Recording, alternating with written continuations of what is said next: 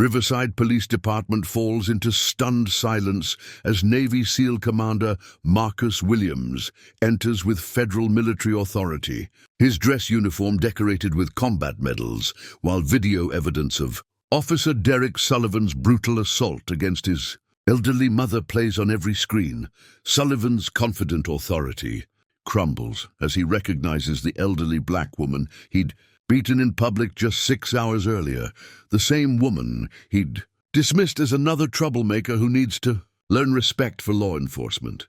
"Good afternoon, Officer Sullivan," Commander Williams announces, his voice carrying unmistakable military authority throughout the packed police station.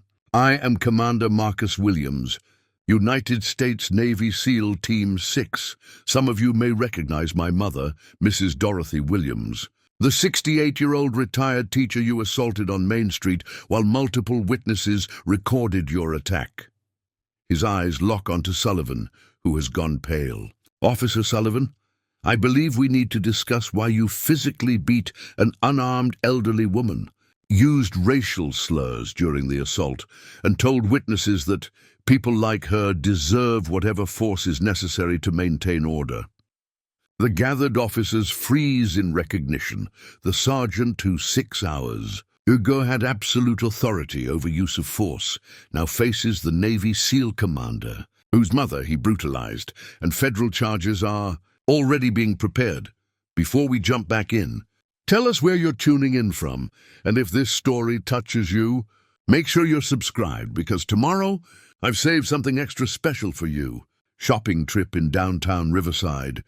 Her routine unchanged, despite the increasing tension between local police and the predominantly black Oakwood neighborhood, where she'd lived for 43 years.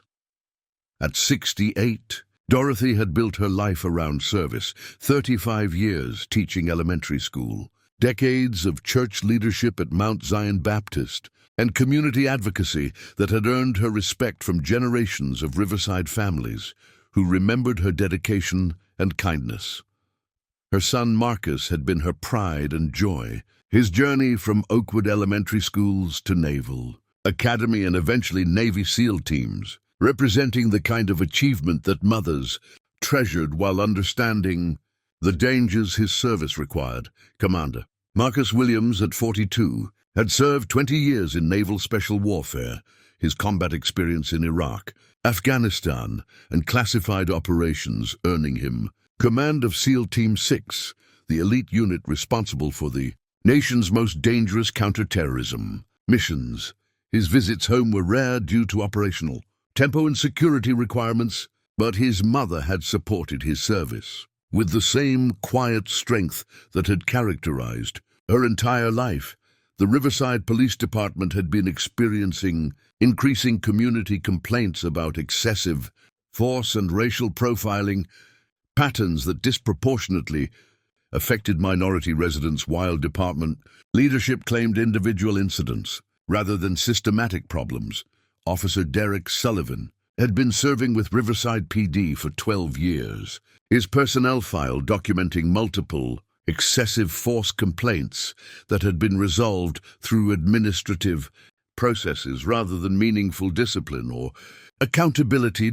Sullivan's approach to policing reflected personal racial bias disguised as aggressive enforcement. His interactions with black residents consistently demonstrating hostility and violence that white residents rarely experienced during similar encounters. Internal affairs investigations had repeatedly cleared Sullivan despite witness testimony and community complaints. The department's culture protecting officers from accountability, while treating civil rights violations as acceptable enforcement methods. Chief Robert Graham had been attempting to address community concerns while managing officer union resistance to reforms that might increase accountability or limit discretion that enabled abusive practices. We've received complaints about patrol procedures, but individual officers have discretion in enforcement decisions. Graham had explained during community meetings that failed to satisfy residents who were experiencing systematic mistreatment. The institutional Tolerance for Sullivan's abuse had enabled escalating violence while creating hostile environment where minority residents feared police interactions that should have provided safety rather than threat. Lieutenant Kevin Rodriguez, Commander Williams's SEAL teammate, had been visiting Riverside while on military leave. His friendship with Marcus, spanning 15 years of combat, operations and shared experiences that created bonds stronger than blood relation. Dorothy Williams's shopping trip had been routine, stopping at several downtown stores for groceries, household items, and supplies for the church's upcoming community dinner that she was organizing. Her presence in the shopping district should have been unremarkable, but Sullivan's patrol that morning had been characterized by aggressive stops targeting black residents engaged in ordinary activities that white shoppers performed without police attention. Store owner Hassan Ali had been observing Sullivan's behavior with growing concern, his experience as immigrant business owner making him sensitive to discriminatory treatment affecting customers and community members. Officer Sullivan has been harassing black customers all morning, Ali had mentioned to other merchants. His behavior exceeds normal patrol activity and appears targeted, based on race rather than any legitimate law enforcement purpose. The pattern of discriminatory enforcement had been escalating throughout the morning as Sullivan conducted stops, searches, and aggressive questioning of minority residents, while white shoppers moved freely without police interference. Dorothy had been exiting Ali's corner market with her purchases when Sullivan approached with immediate hostility that exceeded any reasonable law enforcement interaction with elderly woman carrying groceries. What neither Dorothy nor the gathering witnesses could have known was that Sullivan's aggression that morning had been fueled by personal frustrations and racial resentment that were about to explode into violence that would be captured on multiple cameras and trigger federal intervention. Commander Williams had been at Naval Amphibious Base conducting training operations when the assault occurred, his phone notifications disabled during classified briefings that prevented immediate awareness of his mother's situation. The military protocols that protected operational security had created temporary communication delay that would make Williams's eventual response more measured and legally devastating than immediate emotional reaction might have produced. Federal oversight systems monitoring police misconduct had been tracking Riverside PD's pattern of civil rights violations, but individual cases hadn't yet triggered the comprehensive intervention that Dorothy's assault would catalyze. Department of Justice Civil Rights Division had been reviewing complaint data showing systematic excessive force patterns, but bureaucratic processes had delayed action that might have prevented Sullivan's attack as Dorothy approached her car with groceries that represented nothing more threatening than ingredients for church dinner and household necessities. She had no way of knowing that the next 10 minutes would transform her ordinary shopping trip into federal case that would expose systematic police racism and trigger her son's application of military precision to civilian accountability. The retired teacher, who had dedicated her life to serving her community, was about to become unwilling catalyst for confronting police violence that had terrorized minority residents, while institutional protection had enabled officers like Sullivan to abuse authority without meaningful consequences. Preparing and narrating this story took us a lot of time, so if you are enjoying it, subscribe to our channel. It means a lot to us. Now back to the story. Officer Derek Sullivan approached Mrs. Dorothy Williams with aggressive posture that immediately alarmed witnesses who recognized excessive police response to elderly woman carrying grocery bags toward her parked car. "Ma'am, I need to see identification and explain what you're doing in this area," Sullivan demanded, with tone suggesting suspicion rather than routine inquiry, his hand positioned near his weapon in threatening manner that exceeded any reasonable response to non-threatening situation. Dorothy responded with respectful cooperation, despite confusion about why she was being stopped. Officer, I'm just finishing my grocery shopping and heading home. Is there a problem? Her polite question should have resolved any legitimate law enforcement concern. But Sullivan's reaction revealed predetermined hostility based on racial characteristics rather than actual behavior or legitimate security issues. Ma'am, this area has experienced theft, and you match descriptions of suspicious individuals, Sullivan stated falsely. Is fabricated justification for the stop violating both professional standards and constitutional protections against discriminatory enforcement. Store owner Ali immediately recognized the false claim. Officer Sullivan, Mrs. Williams is regular customer who's been shopping here for decades. She's retired teacher and church leader. Not theft suspect. His community testimony should have ended the encounter. But Sullivan's response revealed defensive aggression. Sir, I determined law enforcement priorities based on professional assessment, not merchant opinions about customer behavior. Dorothy attempted to de-escalate by providing identification. Officer, here's my driver's license. I'm Dorothy Williams. I live in Oakwood neighborhood, and I'm just doing my weekly shopping like I've done for 40 years. Sullivan examined her identification while his hostile demeanor intensified rather than subsided. Mrs. Williams, I'm going to need to search your bags and verify your purchases. Shoplifting is serious crime regardless of age or community. Reputation, the accusation of shoplifting, without any evidence while demanding search of legitimately purchased items, demonstrated exactly the discriminatory treatment that federal civil rights protections were designed to prevent. Ali intervened with receipt. Documentation. Officer, Mrs. Williams purchased everything legally. I can provide register receipts proving every item was paid for properly. Sullivan's response to evidence contradicting his fabricated suspicions revealed systematic abuse of authority. Store owners sometimes provide false receipts to protect shoplifters. I'm conducting independent verification, regardless of merchant claims. Pastor Samuel Wright, who had been walking nearby, approached to provide community support. Officer Sullivan, I'm Reverend Wright from Mount Zion Baptist. Dorothy Williams is upstanding church member and community leader. This treatment is completely inappropriate. Sullivan's hostility toward pastoral intervention demonstrated comprehensive disrespect. Reverend, religious leaders don't determine police procedures. I'm conducting legitimate law enforcement. That doesn't require community approval.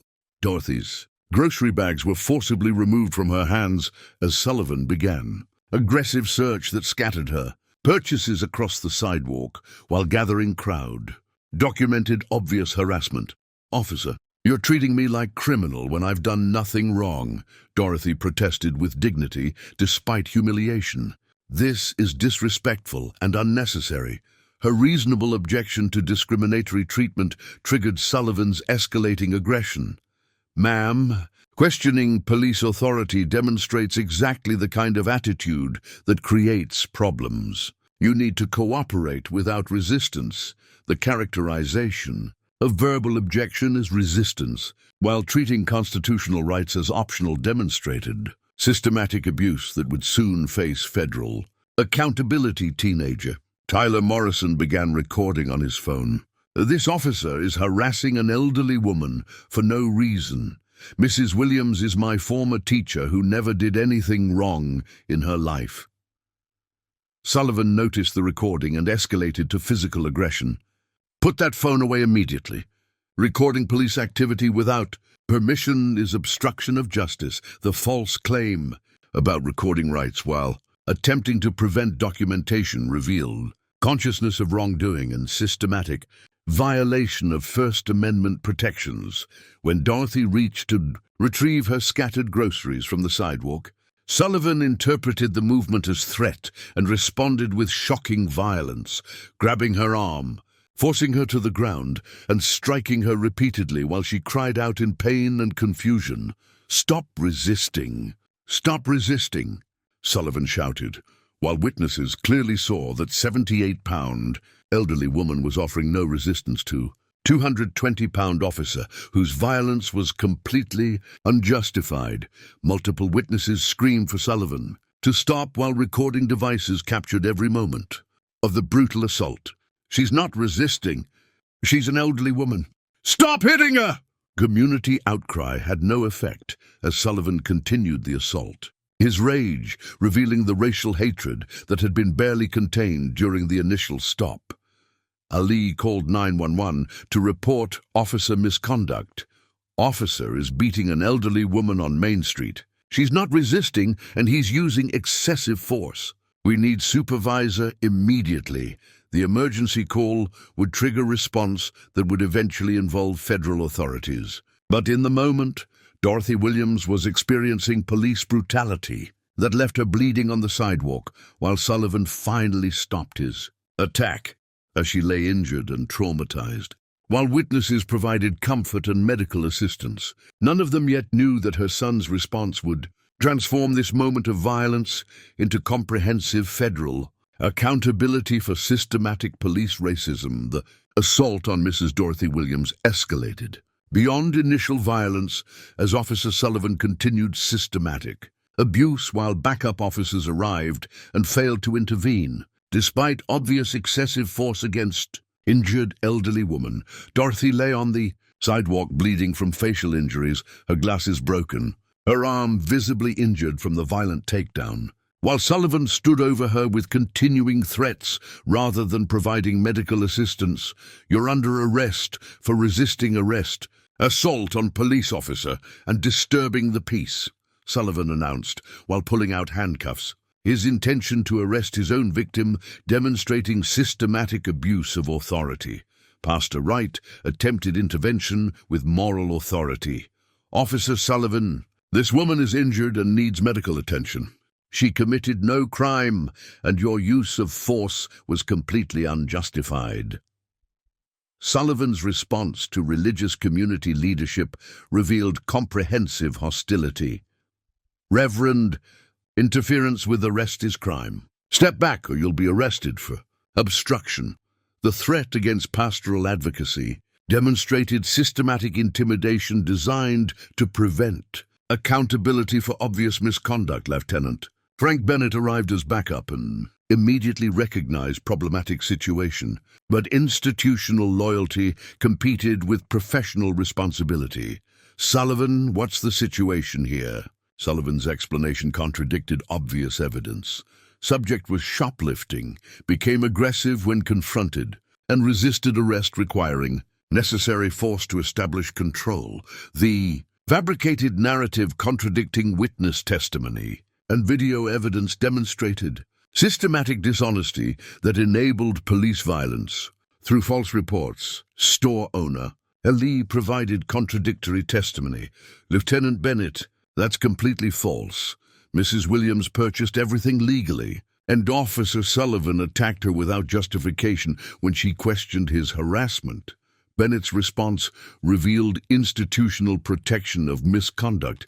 "Sir, I need to hear the officer's account before making determinations about appropriate force or procedural compliance." The prioritization of officer narrative over witness testimony and obvious evidence demonstrated systematic bias. Protecting police violence, multiple witnesses surrounded the scene documenting Sullivan's continuing abuse. "This is police brutality. That officer beat an elderly woman who did nothing wrong." Community outrage was building as more residents gathered, their phones recording every moment, while social media posts began spreading documentation of the assault. Dorothy, despite her injuries and pain, maintained dignity. "Officer, I'm 68 years old. I've never been arrested in my life. I'm retired teacher and church elder. Why are you doing this to me?"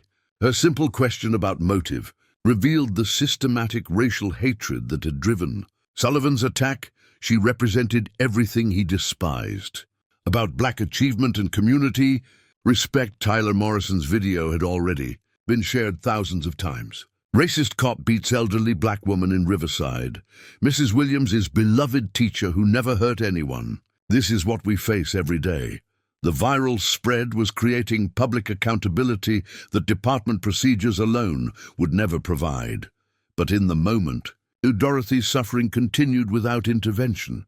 Emergency medical services arrived, but were prevented from treating Dorothy while she remained in Sullivan's custody. "We can't provide medical care until police clear us to approach the subject."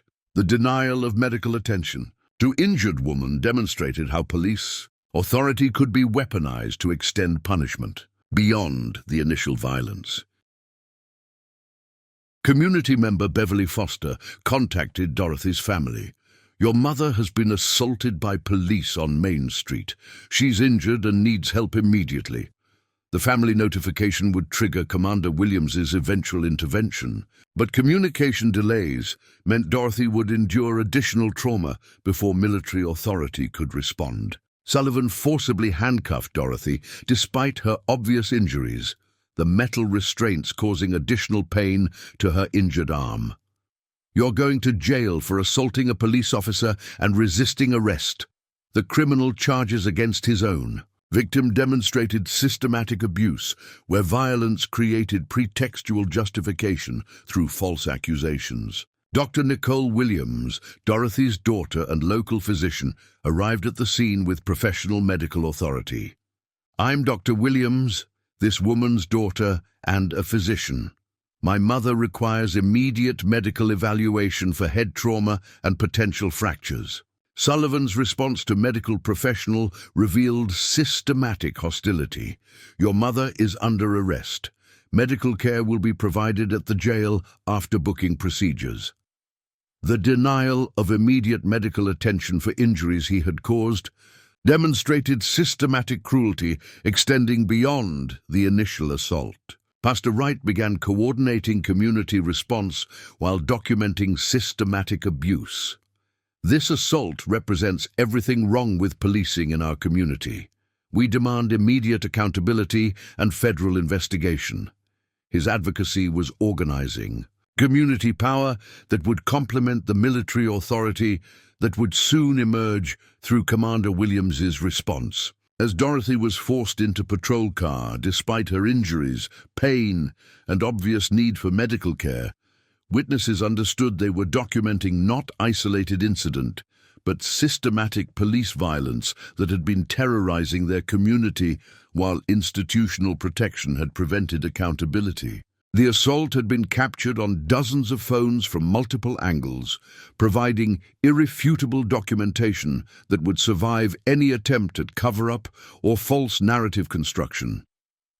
Sullivan's confidence revealed his expectation of institutional protection that had enabled previous misconduct without meaningful consequences, but this assault had triggered documentation and federal response that would transform routine abuse into comprehensive accountability. While Officer Sullivan transported injured Dorothy Williams to police custody, multiple parallel developments were creating comprehensive response that would transform local police assault into federal case requiring military and Department of Justice intervention. Commander Marcus Williams was completing classified briefing at Naval Amphibious Base when his communication devices were finally reactivated, immediately flooding with urgent messages about his mother's assault.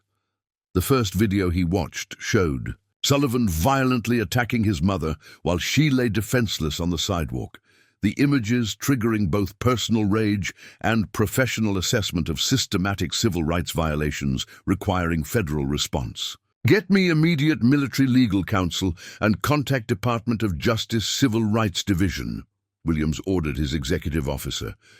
"My mother has been assaulted by local police, and this is going to require comprehensive federal intervention." His military authority provided resources and jurisdiction that typical victims of police violence couldn't access, transforming personal tragedy into institutional accountability. Lieutenant Rodriguez, Williams's SEAL teammate who had been visiting Riverside, witnessed the assault's aftermath and immediately began coordinating military response. "Marcus, I saw your mother being taken into custody. This is bad, and it's being documented everywhere online. The eyewitness testimony from military personnel provided credible authority that would complement civilian documentation and community advocacy. Department of Justice Civil Rights Division had been monitoring social media reports of the assault, the viral videos triggering immediate federal interest in potential criminal civil rights violations. Riverside PD assault of elderly woman shows clear excessive force and possible racial motivation, DOJ attorney Amanda Clark reported to supervisors. This requires immediate federal investigation and coordination with military authorities if victim's family includes service members. Federal protocols existed for coordinating with military when service members' families experienced civil rights violations, ensuring that cases involving military families received appropriate federal attention.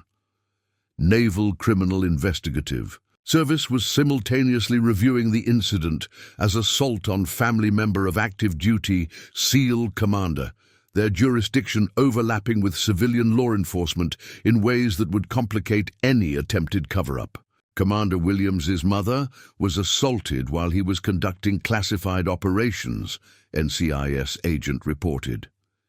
This creates federal jurisdiction through military family protection protocols and potential interference with military operations.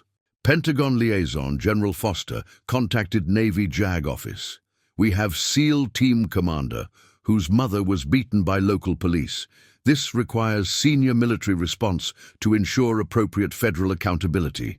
The military institutional response ensured that Dorothy's case would receive attention that typical police violence victims rarely accessed through standard complaint procedures. Meanwhile, civil rights attorney Jerome Lewis had been contacted by community members and was reviewing video evidence while preparing comprehensive federal civil rights litigation.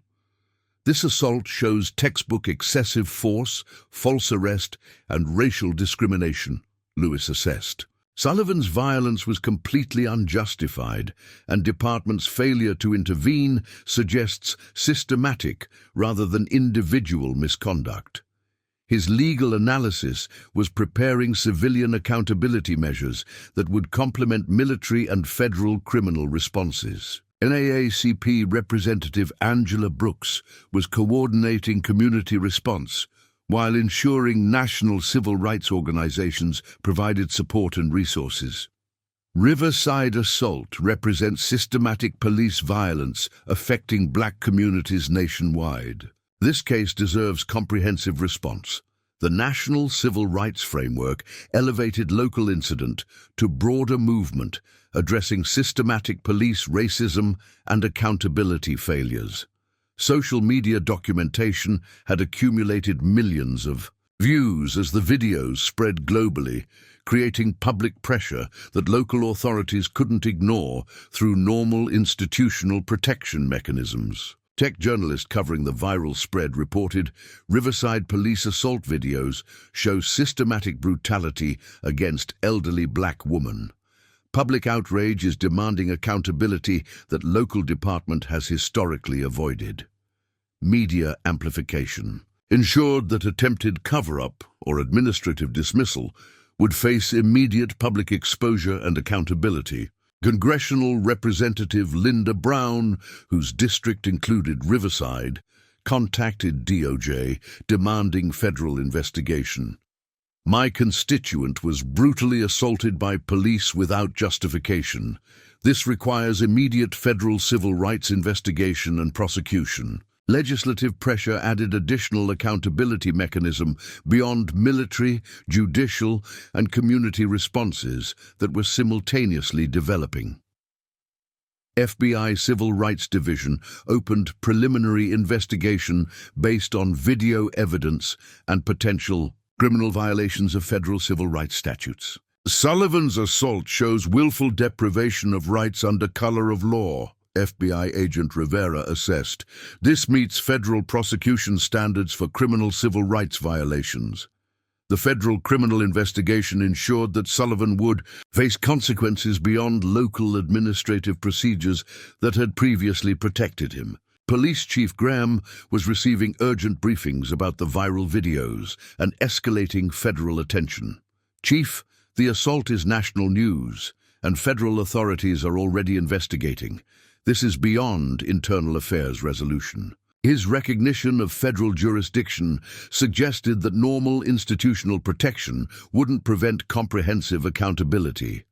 As multiple accountability systems converged, military authority, federal civil rights prosecution, civil litigation, community advocacy, and media exposure, Sullivan's assault had triggered exactly the comprehensive response that systematic police violence required but rarely received. The convergence of institutional powers ensured that Dorothy's suffering would catalyze transformation rather than becoming another dismissed complaint in the pattern of police violence that had been terrorizing minority communities. Commander Marcus Williams arrived at Riverside Police Department in full dress uniform 6 hours after his mother's assault. His military bearing and visible combat decorations immediately commanding attention from officers accustomed to civilian authority, rather than military precision. His appearance was strategic rather than emotional.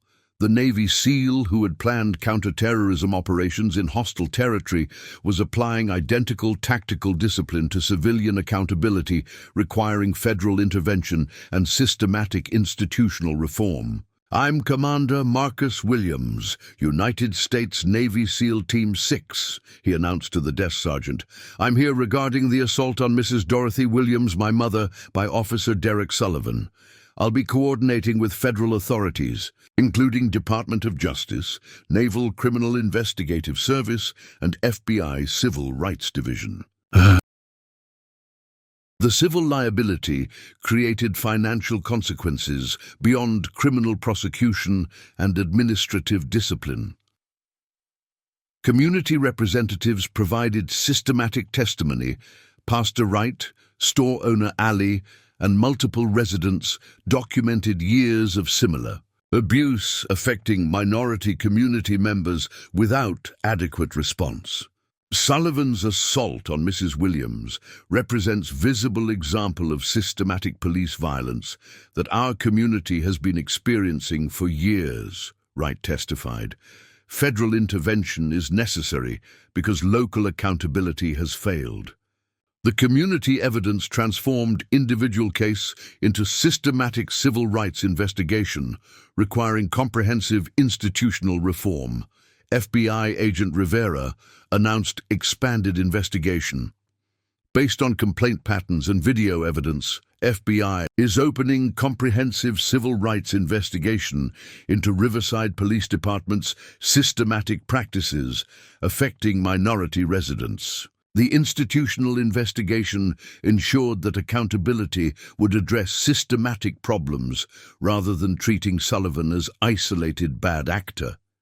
Media coverage had reached national scale, with major news organizations covering the story. Navy SEAL commander demands accountability after police brutally assault his elderly mother in shocking viral video. The media attention created public pressure that prevented quiet administrative resolution that might have protected institutional interests. Sullivan, recognizing the comprehensive accountability closing around him, attempted desperate justification. "I was doing my job according to my training and department procedures." Williams' response was final. "Officer Sullivan, if your training and procedures result in beating elderly women for shopping while black, then both you and your department require federal intervention to protect constitutional rights you're sworn to defend." As federal criminal charges were formally presented, civil rights lawsuit was filed, military investigation was launched, and FBI began systematic inquiry, the transformation was complete. The police officer who had confidently beaten elderly woman expecting institutional protection now faced federal prosecution, civil liability, military scrutiny, and national condemnation. Most importantly, His individual accountability was catalyzing systematic examination of police culture that had enabled years of similar abuse affecting minority communities without adequate response. The Navy SEAL commander, whose mother had been brutalized, was ensuring that her suffering would transform institutional practices rather than becoming another dismissed complaint in the pattern of police violence that had been terrorizing communities while administrative protection prevented. Meaningful accountability. Within 48 hours of Commander Williams's intervention, comprehensive federal response transformed Officer Sullivan's assault from local incident into catalyst for systematic police reform, addressing institutional racism that had enabled years of violence against minority communities. Department of Justice announced formal federal prosecution. Derek Sullivan faces federal criminal charges for deprivation of rights under color of law, excessive force causing bodily injury, and false imprisonment. These charges carry maximum sentence of life in federal prison. The severity of federal criminal exposure contrasted sharply with administrative discipline that had previously protected violent officers from meaningful accountability. FBI's expanded investigation documented systematic civil rights violations. Beyond Sullivan's individual misconduct, Riverside Police Department shows patterns of excessive force, discriminatory enforcement, and inadequate accountability affecting minority residents over multiple years. The institutional investigation ensured that reform would address systematic problems, rather than treating Sullivan as isolated bad actor whose removal would solve deeper cultural issues. Sullivan was immediately terminated from Riverside PD and arrested on federal charges. His perp walk broadcast nationally as media coverage intensified. Officer who beat Navy SEAL's mother now faces federal prosecution and life imprisonment. The public accountability demonstrated that military family connections and comprehensive documentation could overcome institutional protection that typically shielded violent officers. Chief Graham was placed on administrative leave pending investigation of his role in enabling Sullivan's abuse through inadequate supervision and disciplinary failure.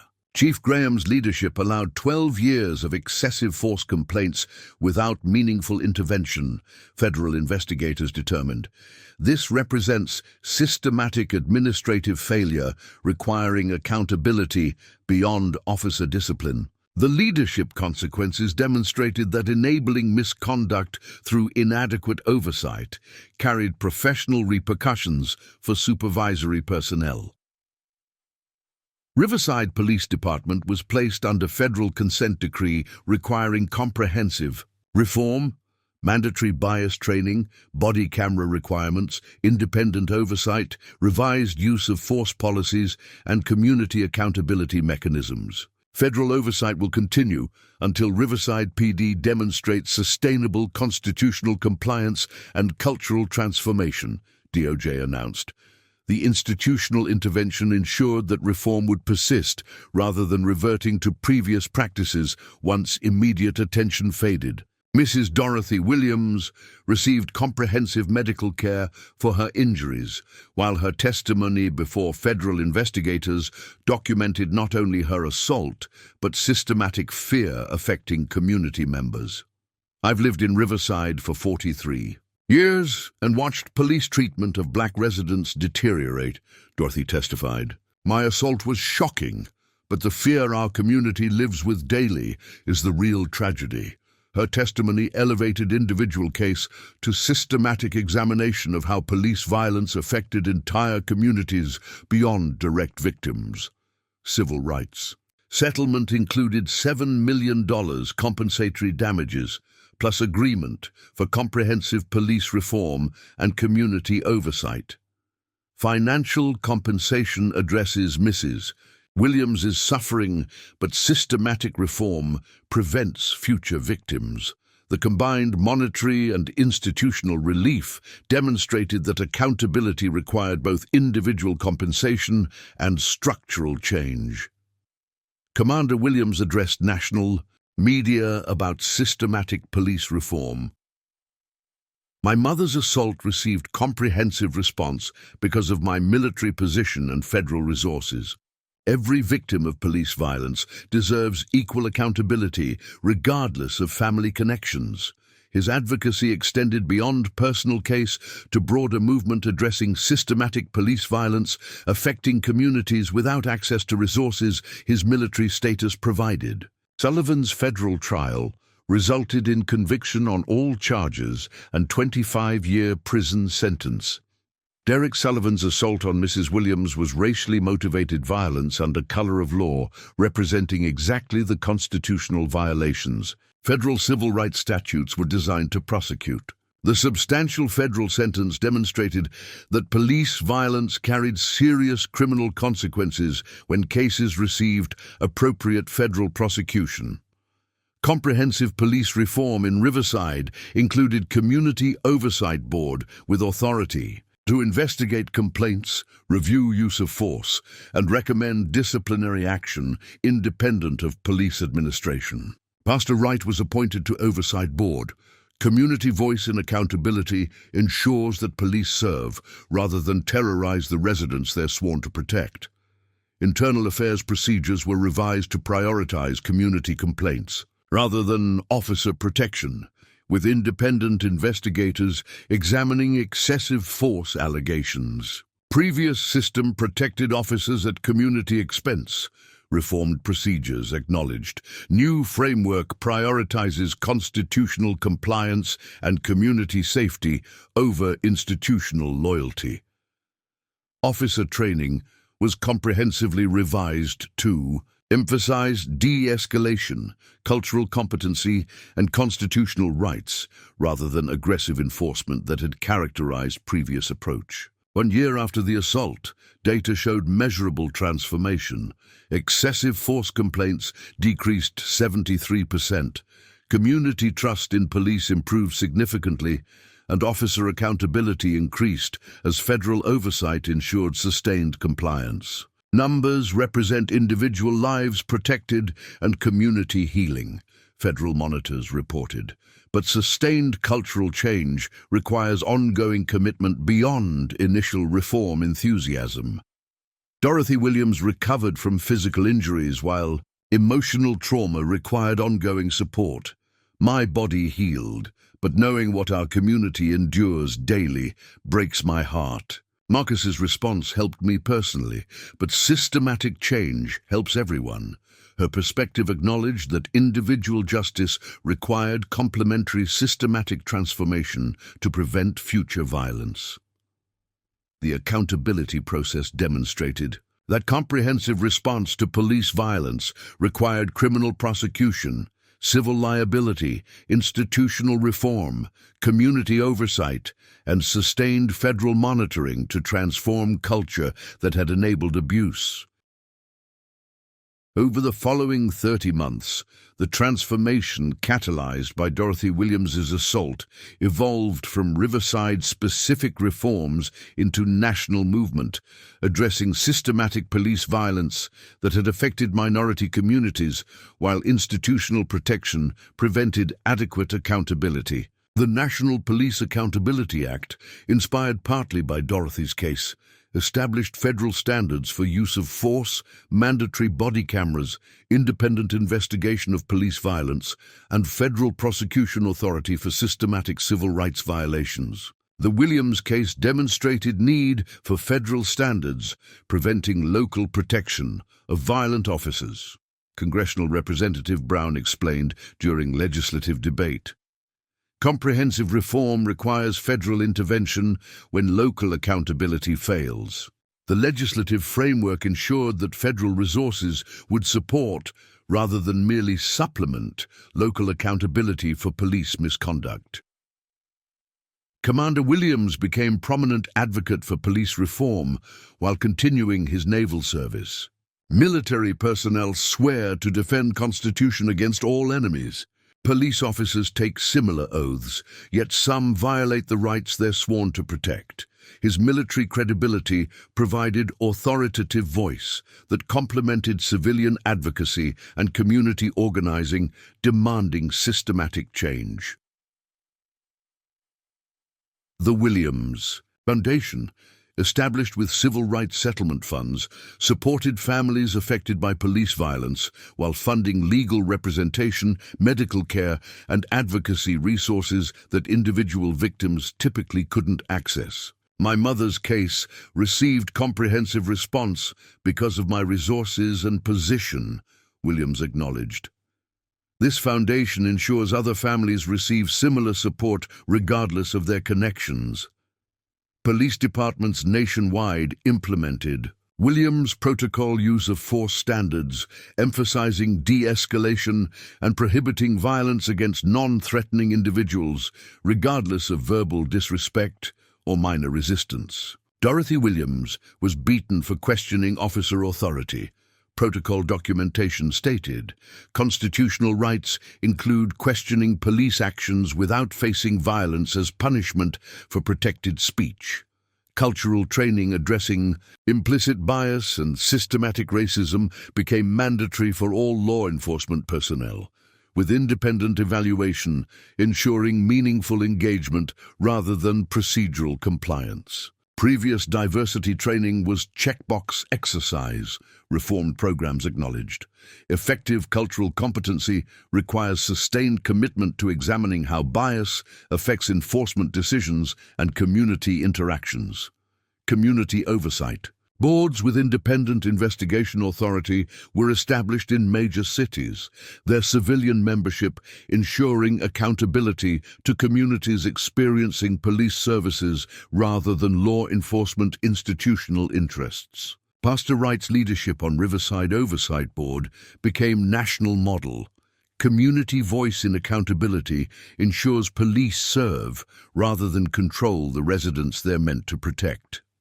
Body camera requirements with severe penalties for non-activation during public interactions prevented officers from avoiding documentation that protected both community members and officers from false claims. Sullivan's failure to activate body camera during assault on Mrs. Williams demonstrated how discretionary recording enabled misconduct, federal standards noted. Mandatory activation with disciplinary consequences prevents similar avoidance. Independent prosecutors for police violence cases addressed conflict of interest when district attorneys who depended on police cooperation were responsible for charging officers with crimes. Prosecutorial independence ensures that police violence faces same accountability as civilian violence, reform advocates explained. Federal pattern and practice investigations expanded to examine systematic civil rights violations before individual cases reached crisis requiring intervention. Proactive federal oversight prevents rather than merely responds to police violence, DOJ explained. Identifying systematic problems early allows intervention before violence escalates to cases like Dorothy Williams' assault. National Database Tracking Officer misconduct prevented problem officers from moving between departments after termination. Addressing pattern, where violent officers simply relocated rather than facing accountability. Sullivan's personnel file showed 12 years of complaints at Riverside, database advocates noted. Comprehensive tracking prevents officers with abuse histories from finding new positions where patterns continue. Mental health crisis response. Teams separated from armed police reduced violent encounters during mental health emergencies that had previously resulted in unnecessary police shootings and excessive force. Many situations requiring assistance don't need armed response, reform advocates explained. Specialized crisis teams provide appropriate care rather than treating health emergencies as law enforcement problems. Use of force reporting requirements with public transparency allowed community monitoring of enforcement patterns that might indicate systematic bias or excessive violence. Transparency enables community oversight, accountability advocates emphasized. Public access to use of force data allows identification of problematic patterns before they escalate to serious violence. Qualified immunity reform eliminated legal protection that had prevented civil liability for constitutional violations, ensuring that officers faced personal consequences for rights violations. Previous qualified immunity doctrine protected officers from accountability, even for clear constitutional violations, legal reform supporters explained. Eliminating this protection ensures personal responsibility for misconduct. Police union. Contract reforms addressed provisions that had protected violent officers through arbitration, requiring reinstatement, evidence destruction timelines, and limitations on disciplinary authority. Union contracts had prioritized officer protection over community safety, reformers noted. Revised agreements balance legitimate labor protections with accountability for misconduct. Early intervention systems identified officers with complaint patterns before behavior escalated to serious violence, providing counseling, additional training, or reassignment, preventing future incidents. Sullivan's complaint history should have triggered intervention years before he assaulted Mrs. Williams, oversight systems noted. Early identification allows preventive action rather than reactive discipline. Dorothy Williams became powerful, advocate for reform, her testimony before Congress and community groups providing personal narrative that elevated policy discussions beyond abstract debate. "I'm a retired teacher who was beaten for shopping while black," Dorothy told legislative hearings. "My son's position gave me justice, but every victim deserves equal accountability regardless of family connections or resources." Her advocacy emphasized that systematic reform must provide equal protection for all community members rather than depending on exceptional circumstances like military family connections. Restorative justice programs addressing community trauma from police violence provided counseling, community dialogues, and healing processes beyond individual criminal prosecution and civil settlements. Police violence traumatizes entire communities. Beyond direct victims, trauma specialists explained. Healing requires acknowledging collective harm and providing comprehensive support. Youth programs teaching constitutional rights and appropriate police interaction empowered young people to understand and assert their protections while navigating law enforcement encounters. Knowledge is protection, youth advocates emphasized. Understanding rights helps young people navigate police interactions while documenting potential misconduct.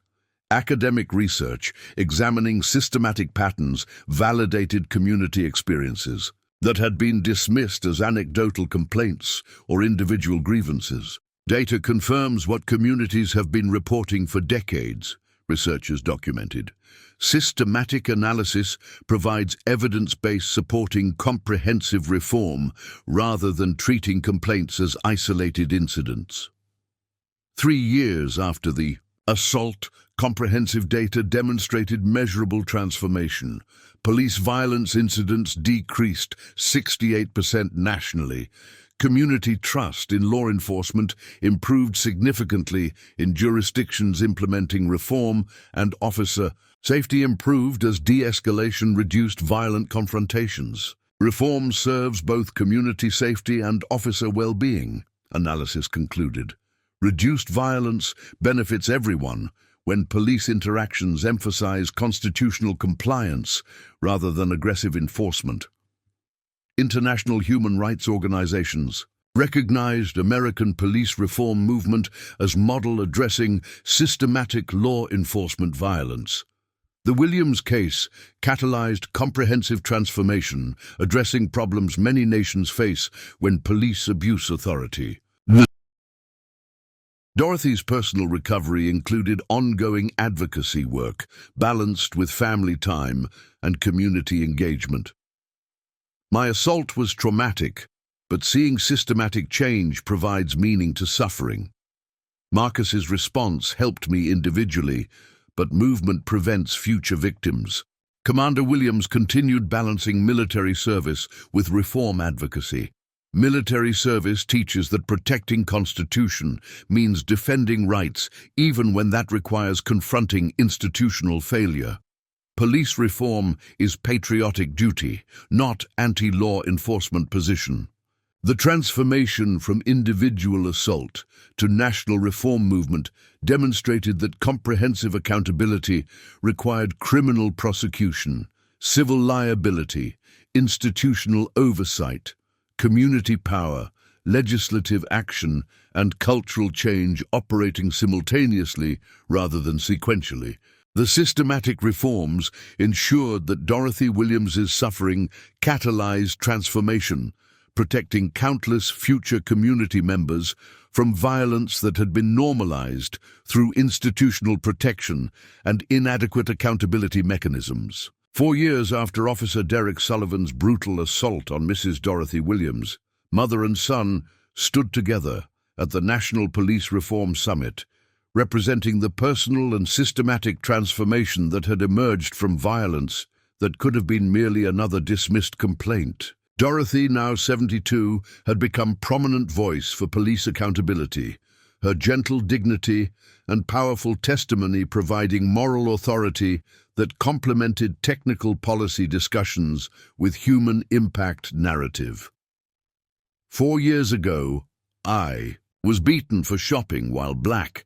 Dorothy addressed 5,000 attendees, including law enforcement leaders, community advocates, and federal officials. My son's military position gave me justice that most victims never receive. That inequality drove our family's commitment to ensuring every victim gets equal accountability. Her testimony acknowledged the privilege that had enabled her justice, while advocating for systematic reform, providing equal protection regardless of family connections or resources. Commander Williams, whose SEAL career continued alongside reform advocacy, reflected on the transformation violence had catalyzed. As military officer, I swore to defend Constitution against all enemies, foreign and domestic. Police who violate rights they're sworn to protect represent domestic threat requiring same commitment I bring to counter-terrorism operations. His military framing of police reform as constitutional duty rather than anti-law enforcement activism provided perspective that resonated across political divisions. Statistical evidence demonstrated measurable national impact. Police violence. Deaths decreased 54%, excessive force complaints dropped 63%, and community trust in law enforcement improved significantly in jurisdictions implementing comprehensive reform. Numbers represent individual lives saved and communities healing from generations of traumatic police violence, researchers documented. But sustained transformation requires ongoing commitment beyond initial reform enthusiasm. Derek Sullivan remained in federal prison, serving his 25-year sentence, his case establishing precedent that police violence against vulnerable populations carried serious federal criminal consequences. Sullivan's prosecution demonstrated that police authority doesn't include constitutional violations or racial violence, federal prosecutors noted. His substantial sentence deters similar misconduct while providing justice for victims. Riverside Police Department had transformed under federal oversight. Its culture shift from aggressive enforcement to constitutional compliance, serving as national model for sustainable reform. Chief Graham had been replaced by reform-minded leadership prioritizing community safety through constitutional policing rather than aggressive enforcement that had characterized previous approach. We're rebuilding trust through transparency, accountability, and genuine commitment to serving rather than controlling the community, new chief announced. Community Oversight Board, led by Pastor Wright, provided sustained civilian voice, ensuring that reform persisted rather than reverting to previous practices once immediate attention faded. Community power in accountability ensures police remain responsive to residents they serve, Wright emphasized. Sustained oversight prevents backsliding toward practices that enabled violence like Dorothy's assault. The Williams Foundation had supported 3,000 families affected by police violence, providing legal representation, medical care, and advocacy resources that individual victims typically couldn't access without assistance. Foundation ensures that resources my mother received become available to every victim regardless of their circumstances, Commander Williams explained. Dorothy's physical injuries had healed, though emotional scars remained. My body recovered, but trauma from being beaten by someone sworn to protect me never fully disappears. That's why preventing future violence matters more than my individual recovery. Her acknowledgement of ongoing impact validated experiences of countless victims whose trauma extended beyond physical healing to fundamental trust violations affecting community relationships with law enforcement. National legislation bearing Dorothy's name, the Dorothy Williams Police Accountability Act, had established federal standards ensuring that local failures couldn't prevent accountability for systematic civil rights violations. Federal framework ensures that justice doesn't depend on local political will or institutional protection, legislative sponsors explained. International human rights organizations recognized American police reform progress while acknowledging ongoing challenges. The Williams case catalyzed significant transformation, but sustained commitment requires addressing structural racism extending beyond policing to systemic inequality. Academic research examining the reform movement documented how individual cases of police violence, when combined with comprehensive advocacy and institutional accountability, could catalyze cultural transformation benefiting entire societies. Dorothy's final message to the summit emphasized both progress and ongoing work. My assault received justice because my son had resources most families lack. True accountability means every victim receives equal justice, regardless of who their family is or what positions they hold. Commander Williams added military perspective. Defending Constitution means protecting rights even when that challenges institutions we respect.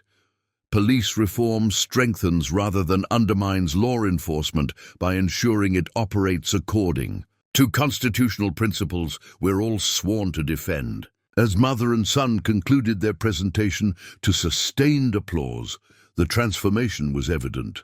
Violence that could have been dismissed through institutional protection had become catalyst for national reform movement, addressing systematic problems affecting millions. Most importantly, their advocacy emphasized that reform served both community safety and officer well-being, by creating conditions where constitutional policing enhanced rather than conflicted with public safety objectives. The Navy SEAL commander, whose mother had been brutalized, had discovered that protecting Constitution required applying military precision to civilian accountability, ensuring that violence, which had traumatized his family, would prevent future suffering through systematic transformation. That journey, from individual assault to comprehensive reform, from personal trauma to national movement, from institutional protection of violence to federal accountability, represented the kind of transformation that made both individual communities and entire nations more just, more safe, and more faithful to constitutional principles, requiring equal protection under law, regardless of race, status, or institutional convenience. The retired teacher who had been beaten for shopping, while Black and the Navy SEAL who had demanded comprehensive accountability, had together demonstrated that justice required both individual courage and systematic transformation, that personal suffering could catalyze collective healing, and that defending Constitution meant confronting institutional failures. With same determination, military personnel brought to defending nation against external threats. Their story would be remembered, not just as individual triumph over violence, but as catalyst for transformation, ensuring that future generations would experience policing that protected rather than violated the constitutional rights that defined American democracy. Up next, you've got two more standout stories right on your screen. If this one hit the mark, you won't want to pass these up. Just click and check them out. And don't forget to subscribe and turn on the notification bell so you don't miss any upload from us.